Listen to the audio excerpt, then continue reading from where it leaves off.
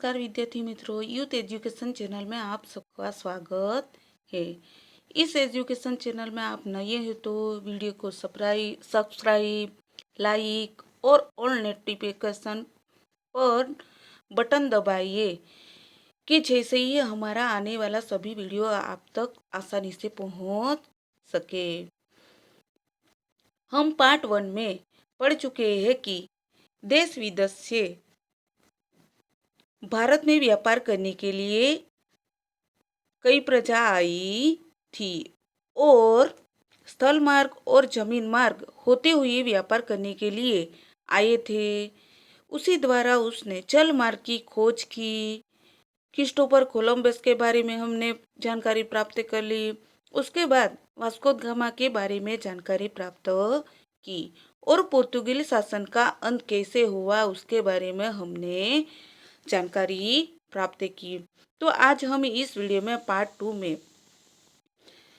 जानकारी प्राप्त करेंगे, आगे की जानकारी प्राप्त करेंगे कि जैसे कि बच्चों डच प्रजा यानी कि भारत में व्यापार करने के लिए डच प्रजा भी आई थी। तो डच प्रजा के बारे में हम जानते हैं। पुर्तगाल के आगमन के बाद के 100 वर्ष तक लगभग 16वीं शताब्दी के अंत में हॉलैंड यानी कि वर्तमान नीदरलैंड के निवासी डच लोग व्यापार करने के लिए आए। यानी कि पुर्तगालियों के आगमन के बाद यानी कि आने के तुरंत बाद ही 100 वर्ष तक लगभग 16वीं शताब्दी के अंत में 16वीं शताब्दी के आखिर में हॉलैंड यानी कि वर्तमान नीदरलैंड कहा जाता है कि के निवासी डच लोग व्यापार करने के लिए भारत में आए थे।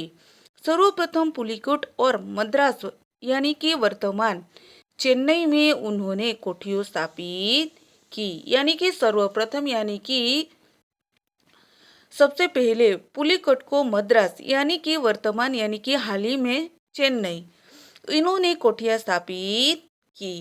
इसी सन 1663 में आगरा में भी इन्होंने कोठी स्थापित की थी। उसके बाद उन्होंने चेन्नई उसके बाद उसने इसी सन 1663 में आगरा में भी कोठी स्थापित की थी। उसी समय अंग्रेज भी भारत में आए थे। उसी ही वक्त अंग्रेजी भी भारत में आए थे। डच अंग्रेजों के सामने स्पर्धा में टिक नहीं सके।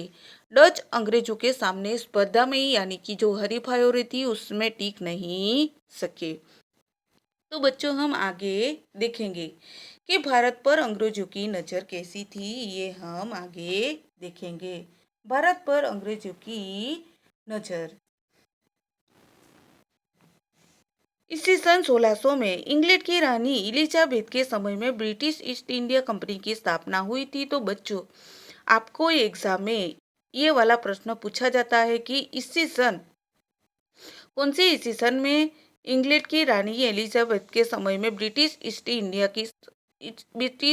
इंडिया कंपनी की स्थापना हुई थी और ब्रिटिश ईस्ट इंडिया कंपनी की स्थापना कौन से साल में और किसने करवाई थी, ये वाला प्रश्न पूछा जा सकता है। तो बच्चों आप यहाँ पे नोट कर सकते हैं। इसी सन 1600 में इंग्लैंड की रानी एलिजाबेथ के समय में ब्रिटिश ईस्ट इंडिया कंपनी की स्थापना हुई थी। भारत के साथ व्यापार करने धन कमाने की इच्छा रखने वाले व्यापारियों की यह कंपनी थी। यानी कि भारत के साथ व्यापार करने और धन कमाने की इच्छा रखने वाले व्यापारियों की यह कंपनियां थी।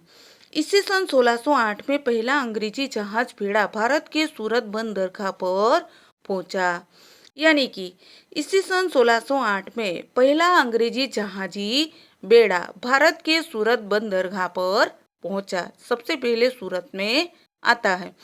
भारत की धरती पर पैर रखने वाले प्रथम अंग्रेज हॉकिंस इस जहाजी बेड़ा के कप्तान थे। यानी कि भारत की धरती पर सबसे पहले पैर रखने वाले अंग्रेज हॉकिंस जहाजी बेड़ा के कप्तान थे। वह जहांगीर से मिलते हैं, वह आते ही तुरंत जहांगीर से मिलने जाते हैं, परंतु अनुमति प्राप्त नहीं हुई। आते ही तुरंत जहांगीर से मिलते हैं परंतु उन्हें व्यापार करने की अनुमति प्राप्त नहीं होती है। उसके बाद आने वाले सर टॉमस रो ने जहांगीर से मिल सूरत में व्यापार करने की अनुमति प्राप्त कर ली। उसके बाद उसने आने वाले सर थॉमस रो ने जहांगीर से मिल सूरत में व्यापार करने की अनुमति प्राप्त कर ली। उसके बाद दिल्ली की गद्दी पर शाहजहां ने अंग्रेजों को बंगाल में व्यापार करने की अनुमति प्रदान की। उसके बाद दिल्ली की गद्दी पर शाहजहां ने अंग्रेजों को बंगाल में व्यापार करने की अनुमति प्रदान की, यानी कि अनुमति दे देते हैं। तो बच्चों हम आगे का पेज देखेंगे। तो बच्चों हम फ्रांसीसी के बारे में जानकारी प्राप्त करेंगे। तो फ्रांसीसी के बारे में जानकारी प्राप्त करेंगे। फ्रांसीसियों ने फ्रेंच ईस्ट इंडिया नामक कंपनी ईस्वी सन 1666 में स्थापित की थी। फ्रांसीसियों ने फ्रेंच ईस्ट इंडिया नामक कंपनी ईस्वी सन 1664 में स्थापित की थी। तो बच्चों आपको ये वाला प्रश्न भी पूछा जाता है, आप नोट कर सकते हो। फ्रांसीसियों ने सूरत, मछलीपट्टनम और पांडिचेरी में कोठियों की स्थापना की थी। फ्रांसीसियों ने और कहाँ कहाँ कोठियों स्थापित की थी, आपको एक वाक्य में प्रश्न पूछा जाता है तो बच्चों आप यहाँ पे नोट कर सकते हैं। सूरत, मछलीपट्टनम और पांडिचेरी में कोठियों की स्थापना की थी। फ्रेंचों की कंपनी का बड़ा अधिकार डुप्ले था। फ्रेंचों की कंपनी का बड़ा अधिकारी डुप्ले था, जिसे भारत में यूरोपियन शासक के विस्तार करने की इच्छा हुई।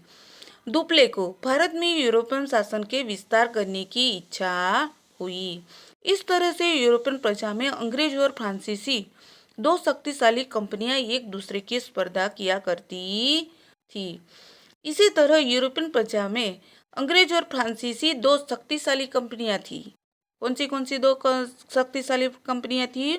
यूरोपियन प्रजा में अंग्रेज और फ्रांसी दो शक्तिशाली कंपनियां थी, और दोनों जो कंपनियां थी उसमें स्पर्धा होती रहती थी। उसमें बहुत संघर्ष और लड़ाइयाँ हुई।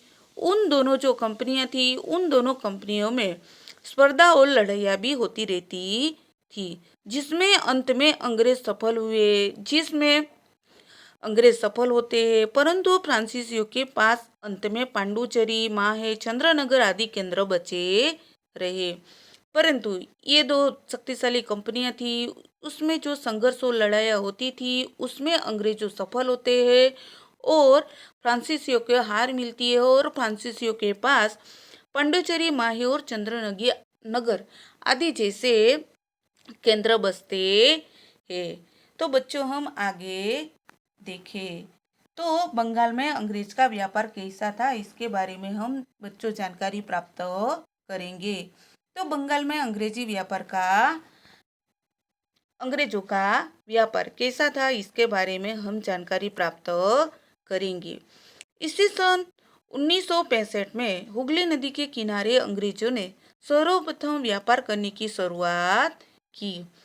बच्चों इसी सन 1665 में हुगली नदी के किनारे अंग्रेजों ने सर्वप्रथम यानी कि पहली बार व्यापार करने की शुरुआत की। अपनी कोठियाँ स्थापित की, यानी कि अपनी जो कोठियाँ होती है वो स्थापित करी। आसपास किले बनवाए, जो कोठी स्थापित की उसके आसपास किले भी बनवा लिए। अपनी रक्षा के लिए सैनिक रखे और मुगल बादशाह औरंगजेब के पास से वार्षिक खिराजा रकम के बदले में कर चुकाए बिना व्यापार करने की अनुमति प्राप्त कर ली। यानी कि जो कोठी स्थापित किए उसके आसपास किले भी बनवा लिए और उसकी रक्षा के लिए सैनिक रखे गए, और मुगल बादशाह औरंगजेब के पास से वार्षिक खिराजी रकम के बदले में कर चुकाए बिना, यानी कि कर हम चुकाना नहीं पड़ता है, कर चुकाए बिना ही व्यापार करने की अनुमति प्राप्त कर ली। यानी कि व्यापार करने के लिए कर चुकाना न पड़े ऐसी ही अनुमति प्राप्त कर ली। तो बच्चों आप यहाँ पे देख सकते हैं 1.4 की तस्वीर आप देख सकते हैं। तो 1.4 की तस्वीर देखो, यहाँ पे दिया गया है, यहाँ पे व्यापारी कोठियों दिखाई दे रही है। अंग्रेजों के जहाज और कोठियों आपको दिखाई दे रही है, तो आप यहाँ पे बच्चों शांति से देख सकते हैं। है। तो आगे का पेज हम पढ़ेंगे।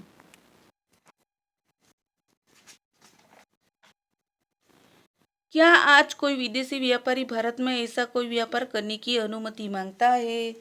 तो बच्चों, आपको ये विचार करना है। तो भारत, आप यहाँ पे बच्चों देख सकते हैं, भारत का नक्शा आपको दिखाई रहा है, 1, 2 और 3। तो बच्चों, ये वाला जो भारत का नक्शा है उसमें आप देख सकते हैं। तो ये ब्रिटिश शासन है, भारत का नक्शा है 1757 का है। तो इसमें ब्रिटिश शासन और स्थानीय शासन आपको दिखाई दे रहा है। तो ब्लू कलर जो है वो ब्रिटिश शासन है। सबसे पहले वाले नक्शे में ब्रिटिश शासन आपको दिखाई दे रहा है। उसके बाद ये जो बॉक्स दिखाई दे रहा है उसमें स्थानीय शासन है। ये जो येलो कलर का है ये सब स्थानीय शासन है। तो स्थानीय शासन पहले वाला जो नक्शा है उसमें ज़्यादा है और ब्रिटिश शासन का साम्राज्य कम है। और आगे का हम दूसरा वाला नक्शा देखते हैं। ये वाला नक्शा है उसमें ब्रिटिश शासन यहाँ पे दिया गया है और स्थानीय शासन यहाँ पे नीचे दिया गया है। तो पहले नक्शे से यहाँ पे ब्रिटिश शासन जो है ज़्यादातर बढ़ चुका है और येलो कलर में आप जो प्रदेशों देख रहे हैं वो स्थानीय शासन जो है वो कम हो चुका है। उसके बाद आप तीसरा नक्शा देख सकते हो। तीसरा नक्शे में आप यहाँ पे देखो और यहाँ पे ब्रिटिश शासन है, यहाँ पर स्थानिक शासन है। तो तीसरे नक्शे में आप देख सकते हैं कि ब्लू कलर जो है वो ज़्यादातर ब्रिटिश साम्राज्य का आधिपत्य जम चुका है और येलो कलर में आप जो आधिपत्य देख सकते हैं वो बहुत कम हो चुका है। तो उसी तरह हमें 1.5 की तस्वीर अलग अलग समय पर ब्रिटिश और स्थानीय शासन की हमें जानकारी प्राप्त मिलती है। अब कंपनी अधिक से अधिक धन कमाने की स्पर्धा में लगी चुकी है। जैसे जैसे वक्त बीत जाता है उसी तरह अधिक से अधिक धन कमाने की स्पर्धा में लगी चुकी है। बंगाल में कर मुक्त व्यापार करने की घोषणा में केवल कंपनी को ही कर मुक्त व्यापार की छूट थी। यानी कि बंगाल में कर मुक्त व्यापार करने की यानी कि बिना टैक्स भरे हुए व्यापार करने की घोषणा में केवल कंपनी को ही कर मुक्त व्यापार की छूट थी। यानी कि कंपनियां जो थी वही कंपनियां ही कर मुक्ति यानी कि बिना कर के व्यापार कर सकती है, उस कंपनी को ही छूट थी। परंतु कंपनी के अधिकारी व्यक्तिगत व्यापार में भी कर नहीं देते थे। परंतु कई कंपनियां के अधिकारी वो व्यक्तिगत यानी कि अपना खुद व्यापार करने पर भी वो कर नहीं देते थे, जिससे बंगाल को होने वाली कर की आय पर कम होने लगी। जिससे बंगाल को होने वाली जो कर की आय कम हो गई थी, जिसका बंगाल के नवाब मुर्शिद अली खान से विरोध किया। जिससे बंगाल के नवाब थे मुर्शिद अली खान, उसने विरोध किया। यह विवाद दिन प्रतिदिन बढ़ता गया। यह जो विवाद था वो दिन प्रतिदिन बढ़ता गया। अंत में उसके परिणाम स्वरूप सन 1757 के प्लासी का युद्ध हुआ। तो इसके परिणाम स्वरूप सन 1757 में प्लासी का युद्ध शुरू हुआ। तो बच्चों, हम आज इस वीडियो में यहाँ तक पढ़ेंगे। आगे का सेशन नेक्स्ट वीडियो में हम पढ़ाई करेंगे। तो बच्चों, हमारा वीडियो पसंद आया हो तो सब्सक्राइब, लाइक, अन्य मित्रों को शेयर करें और कमेंट करें। Thank you.